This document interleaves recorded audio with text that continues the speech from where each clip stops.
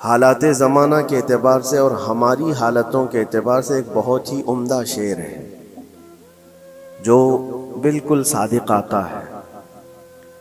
قوت فکر و عمل پہلے فنا ہوتی ہے، قوت فکر و عمل پہلے فنا ہوتی ہے جب کسی قوم کی شوکت پہ زوال آتا ہے۔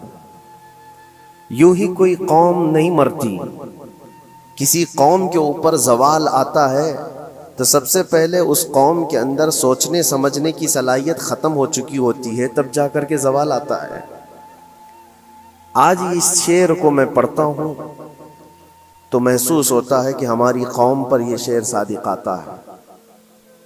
قوت فکر اور عمل یہ پہلے رخصت ہو گئی ہے، جس کی وجہ سے یہ زوال آ رہے ہیں۔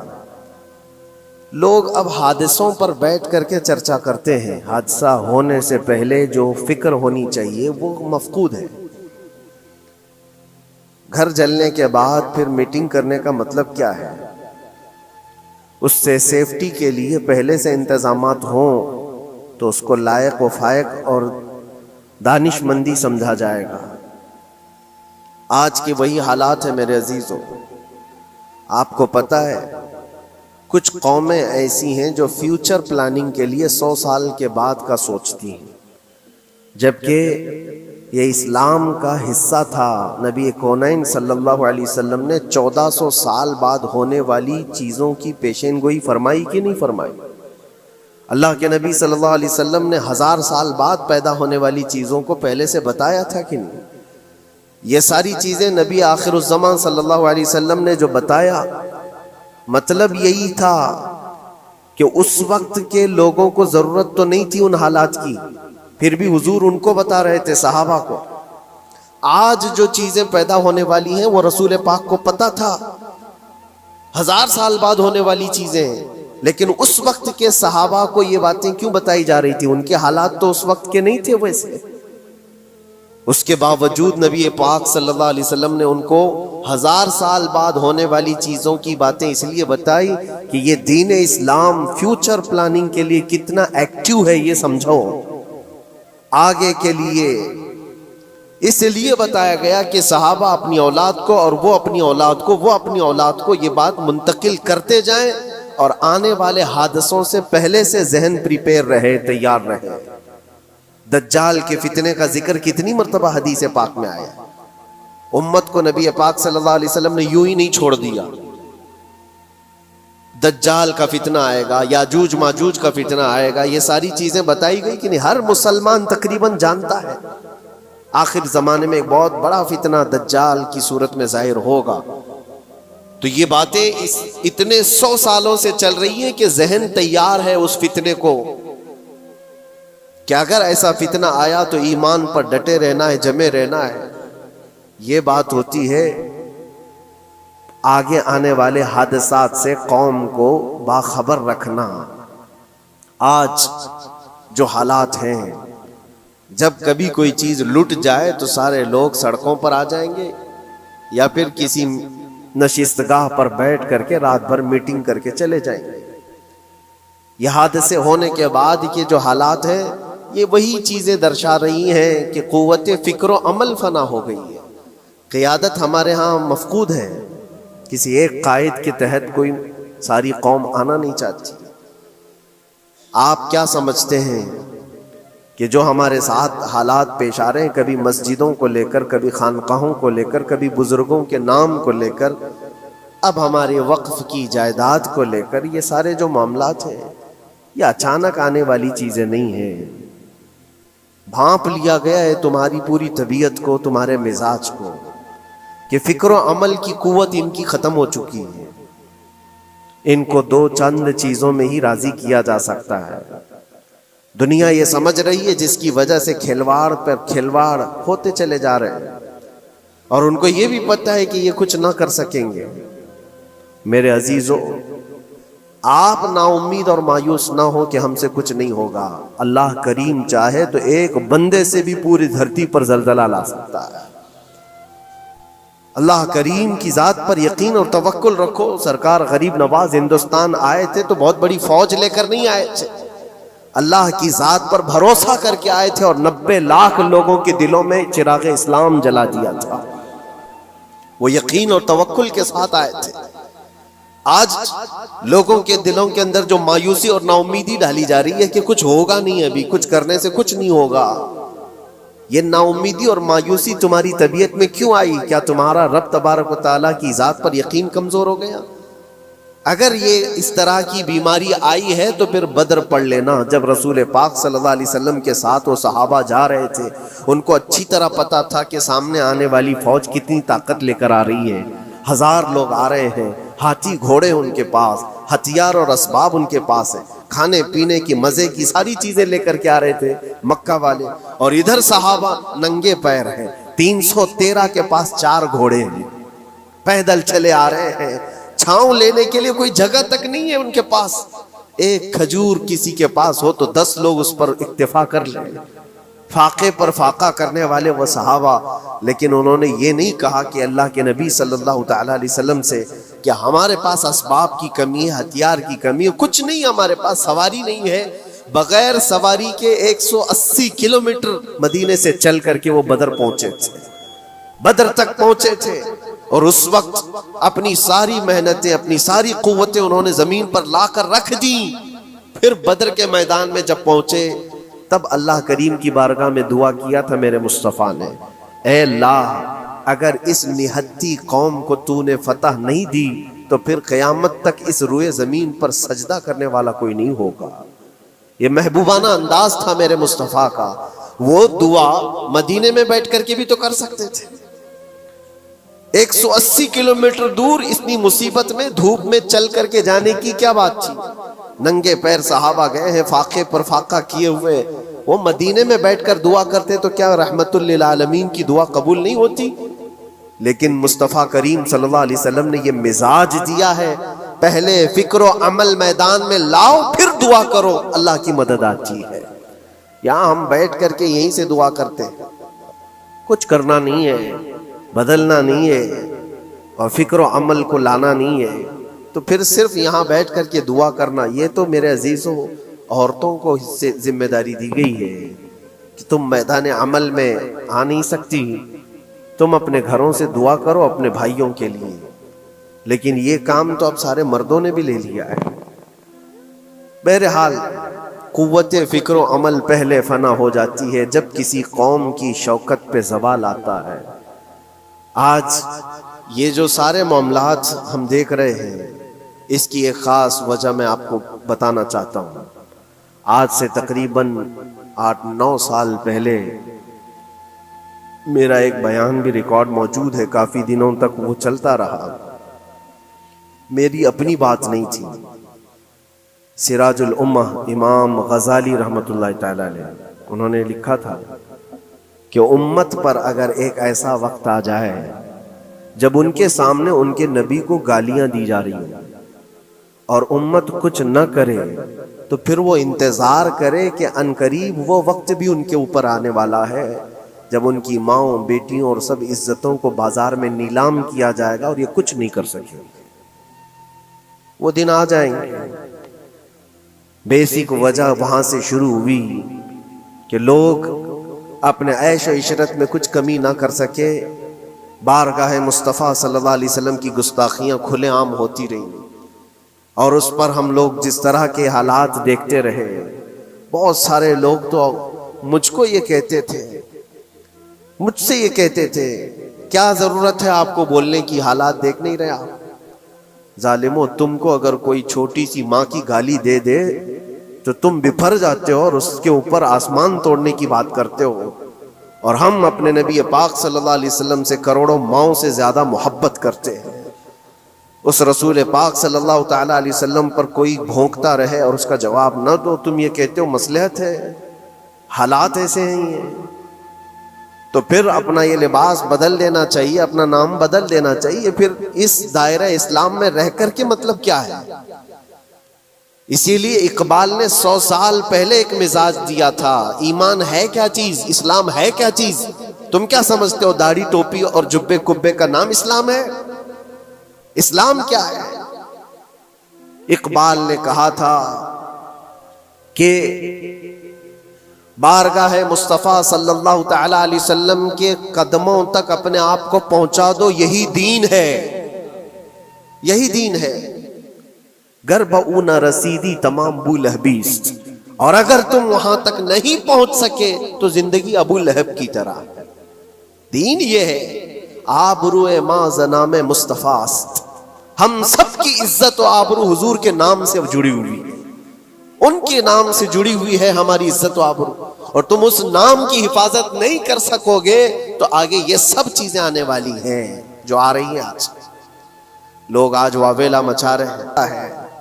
یہ بات یاد رکھنا, شیطان کبھی فجر کی نماز کے لیے اٹھا نہیں سکتا, اور اگر اٹھا رہا ہے تو پھر اس کا کوئی مقصد ہے. شیطان اور نماز,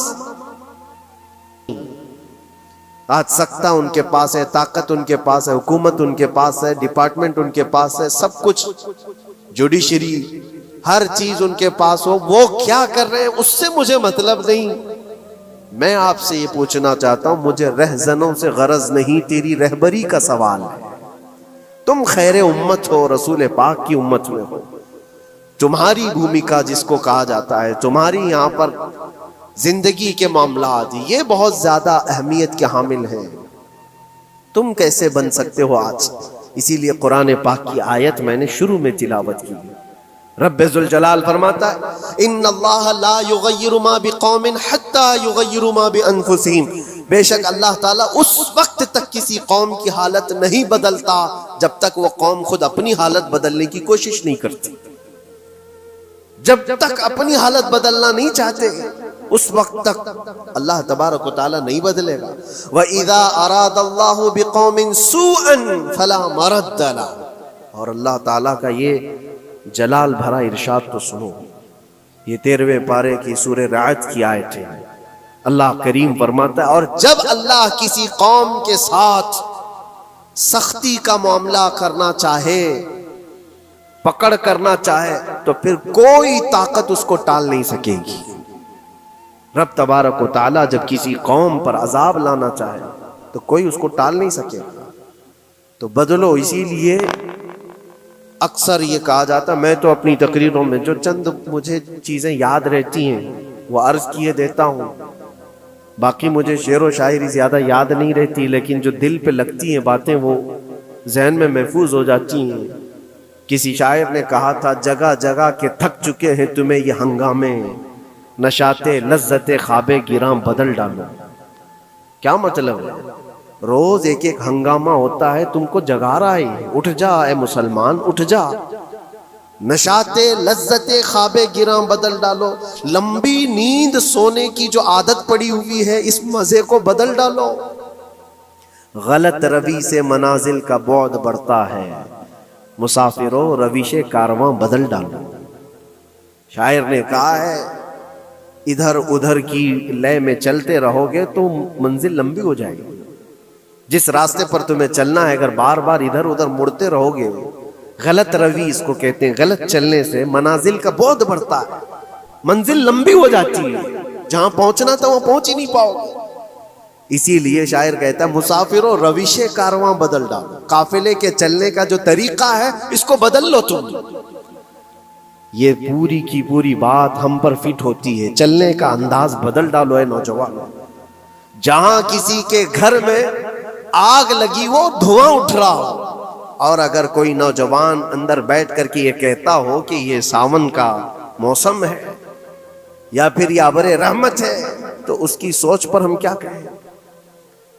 جہاں آج پوری قوم قسم پرسی کے عالم میں ہو, امت محمدیہ کے یہ حالات آج دیکھ رہے ہیں, روزانہ دیکھ رہے ہیں. تم شیئر تو کرتے ہو, ہر جگہ شیئر کرتے ہو, اور سارے ریلز پر تم جو دیکھتے ہو ہنگامے روز, صرف ہندوستان کے نہیں پوری دنیا بھر کے فلسطین کے مظلوم بچوں کی لاشیں دیکھتے ہو اور شیئر کر کے آگے بڑھ جاتے ہو. ان کی چیخیں, ان کے ڈاک کے ملبے, ان کا ڈھیر, ان کے تباہ و برباد گھر, ایک ایک قبر میں 80 لوگوں کی لاشیں, یہ سب کیا تم نہیں دیکھتے؟ شیئر کر کے آگے بڑھ جاتے ہو. یہی تو ہنگامے ہیں جو تمہیں دھگا رہے ہیں. جگہ جگہ کے تھک چکے ہیں تمہیں یہ ہنگامے. ہنگامے خود ہی تھک گئے, یہ اٹھتا نہیں ہے, اٹھتا نہیں ہے. ایک دور وہ تھا 100 سال پہلے کا جب یہاں پر موجود انگریز اس قوم کو دیکھ کر یہ کہنے پر مجبور ہو گیا تھا یہ فاقہ کش موت سے ڈرتا نہیں ذرا، بھوکوں پر بھوکا رہتا ہے لیکن موت سے ڈرتا نہیں، روح محمدی اس کے بدن سے نکال دو۔ روح محمدی ان کے بدن میں تھی، انگریز تھر تھراتے تھے، اس قوم کا کوئی جواب ہی نہیں ہے۔ سب سے زیادہ اگر کسی چیز سے ڈرایا جا سکتا ہے تو موت سے، اور یہ قوم ایسی ہے کفن تو اپنے کندھے پر لے کر گھومتی ہے، جہاں موت آ جائے سو جائے۔ یہ فاقہ کش موت سے ڈرتا نہیں ذرا، روح محمدی اس کے بدن سے نکال دو۔ یہ کس کی بات تھی؟ یہ انگریزوں کی بات تھی۔ اور آج حالات بدل گئے ہیں، سارا کا سارا زمانہ تم پر آج بھوکے بھیڑیا کی طرح جھپٹ پڑا ہوا ہے۔ اور ان حالات میں آپ سے سوال کرتا ہوں، ایک طرف تیز آندھیاں چل رہی ہیں، ایک طرف گھر کے اندر آگ لگی ہوئی، ایک طرف بھوک اور پیاس کی شدت ستا رہی ہے، ایک طرف تمہارے بھائی بہنوں کی بیماریاں ستا رہی ہیں۔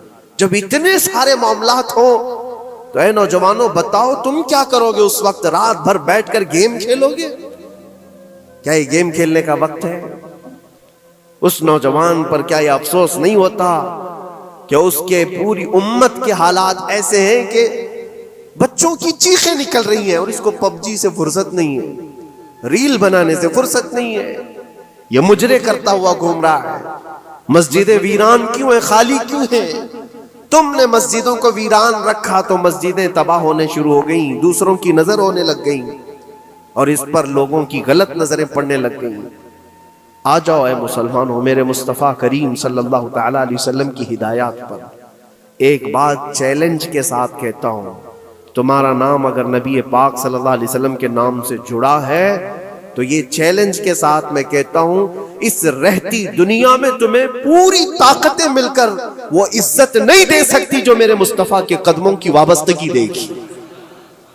کوئی تمہیں عزت نہیں دے سکتا، تمہیں وہیں آنا پڑے گا، اسی پوائنٹ پر آنا پڑے گا جہاں پہنچ کر کے خالد بن ولید نے عزت پائی تھی۔ اسی نقطے پر آ کر جمع ہو جاؤ جہاں عمر پہنچے تھے تو فاروق اعظم بن گئے تھے، اسی نقطے پر آ جاؤ جہاں علی پہنچے تھے تو حیدر کرار بنے تھے۔ ہر ایک کو عزت اسی بارگاہ سے ملی ہے، اور جو کچھ بھی معاملات ہو رہے ہیں اس کی ایک وجہ یہی ہے، ناموس رسالت پر تم نے ہلکے پن کا اظہار کیا تو پھر ہمارے سارے مسئلے داؤ پہ لگ جائیں گے، سارے مسئلے۔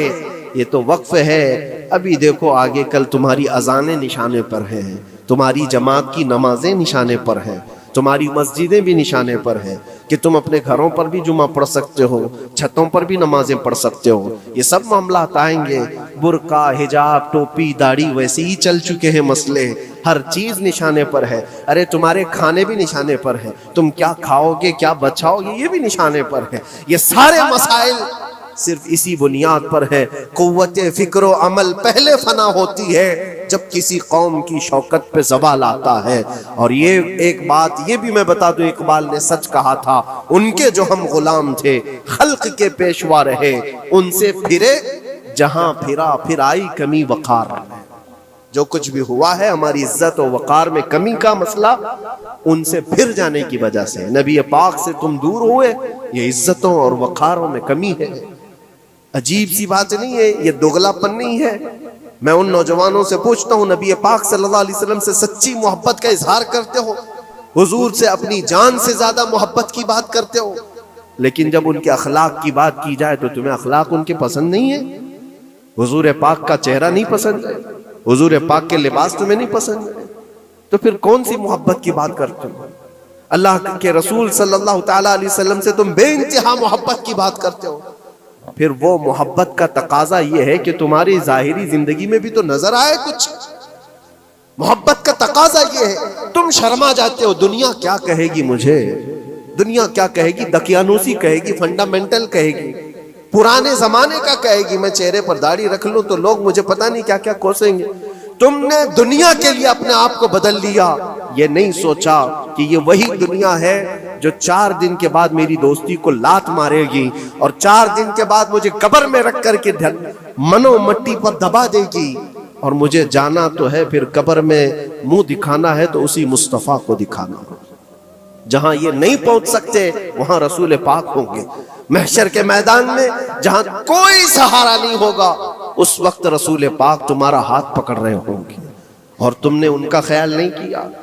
آ جاؤ اسی نقطے پر، اسی پوائنٹ پر جہاں ہماری کامیابی مضمر ہے. میں صرف اور صرف اپنے بیانوں میں یہی چیز عرض کرنا چاہتا ہوں، صرف اتنا چاہتا ہوں اے نوجوانوں، جس کے نام سے تم آباد ہو اس نام کے ساتھ صحیح معنوں میں جڑ جاؤ، کیونکہ قرآن کا وعدہ ہے وَلَا تَهِنُوا وَلَا تَحْزَنُوا وَأَنْتُمُ الْأَعْلَوْنَ إِن كُنتُم مُؤْمِنِينَ. گھبراؤ مت، پریشان مت ہو، تم سب سے زیادہ بلند رہو گے. اگر اللہ نے فرمایا ہے تو یہ 100% حق ہے.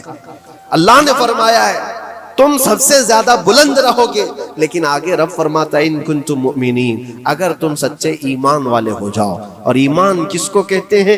لا یؤمن احدکم حتی اکون احب الیہ من والدہ وولدہ والناس اجمعین. میرے آقا فرماتے ہیں ایمان اس وقت تک کمپلیٹ نہیں ہوگا جب تک تم اپنے ماں باپ اولاد اور ساری دنیا سے زیادہ مجھ سے محبت نہ کرو. یہ ہے.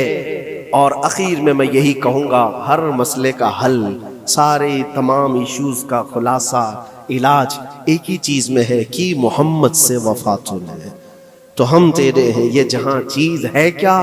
لوح و قلم تیرے ہیں. لوگ انتظار میں ہیں، بہت سارے لوگ یہ پوچھتے بھی ہیں ہمیں کیا کرنا چاہیے، ہمیں کیا کرنا چاہیے. ظلم پہ ظلم ہوتا جا رہا ہے. ظالم اپنے انجام پر ضرور پہنچیں گے، کیونکہ قرآن میں اللہ کا وعدہ ہے وَسَيَعْلَمُ الَّذِينَ ظَلَمُوا أَيَّ مُنْقَلَبٍ يَنْقَلِبُونَ. ان قریب ظالم یہ دیکھ لے گا کہ اللہ اس کو کس پلٹی پر پلٹائے گا، کس کھائی میں گرائے گا. اسے اندازہ بھی نہیں ہوگا، اس کے بنے ہوئے جالوں میں وہ خود پھنسے گا. ظالموں کی ایک لمبی تاریخ ہے اور ان کو بھی پڑھنا چاہیے جو آج ظلم کر رہے ہیں. لیکن تمہارا کردار کیا ہو، اس سلسلے میں جو ہمارے بچے یا نوجوان سوال کرتے ہیں کیا کرنا چاہیے. پہلے سب سے پہلی چیز میں یہ کہتا ہوں، جتنا کھو چکے، جتنی جا چکے ہیں اور جو اب برباد ہوا ہے، اس چیز پر منتھن کرنا، اس چیز پر بیٹھ کر میٹنگ کرنا. اس سے پہلے میں چاہتا ہوں کہ آگے ہونے والے نقصانات سے پہلے اپنے آپ کو بدل لو. آگے جو بڑے حادثات آنے والے ہیں، آگے جو بڑی آندھیاں آنے والی ہیں، اس سے پہلے اپنے دروازے ٹھیک کر لو، اپنی زندگیاں سدھار لو. جو ہو گیا ابھی یہ نقصان تو بہت بڑا نقصان ہے امت کا. جو کچھ بھی ہوا ہے، مسجدیں، معبدیں، خانقاہیں، مزارات، اولیاء کی ذات، بزرگوں کے نام، قرآن، اسلام، دین، یہ ساری چیزوں پر جو حملے ہوئے، لیکن آگے چل کر کے تمہارے وجود پر سوال ہوگا، تمہاری نسلوں پر سوال ہوگا، تمہارے علم دین پر سوال، تمہاری محراب پر، تمہارے ممبر پر. کل کو دیکھنا یہ آزادی بھی ختم کر لی جائے گی، ممبر سے کوئی کھلے عام بول بھی نہیں سکے گا.